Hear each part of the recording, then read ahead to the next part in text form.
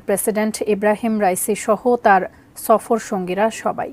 এর আগেও এমন দুর্ঘটনায় নিহত হয়েছিলেন বেশ কজন বিশ্ব নেতা, যে তালিকায় রয়েছেন পাকিস্তানের সাবেক প্রেসিডেন্ট জিয়াউল হক সহ লেবানন এবং ইরাকের সাবেক সরকার প্রধানরাও।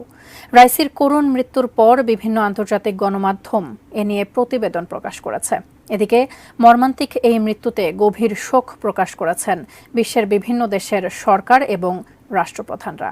পাশাপাশি এই ঘটনায় উদ্বেগ প্রকাশ করেছেন জাতিসংঘের মহাসচিব আন্তোনিও গুতেরেস। আরও জানাচ্ছেন এসআই রাজ। হেলিকপ্টার বিধ্বস্ত হয়ে মারা গেছেন ইরানের প্রেসিডেন্ট ইব্রাহিম রাইসি ও দেশটির পররাষ্ট্রমন্ত্রী হোসেইন আমির আবদুল্লাহিয়ান এবং তাদের সফর সঙ্গীরা। মর্মান্তিক এ ঘটনায় গভীর শোক প্রকাশ করেছেন বিশ্ব নেতারা। রাইসিকে বহনকারী হেলিকপ্টার বিধ্বস্ত হওয়ার খবরে শোক প্রকাশ করে রাশিয়ার প্রেসিডেন্ট ভ্লাদিমির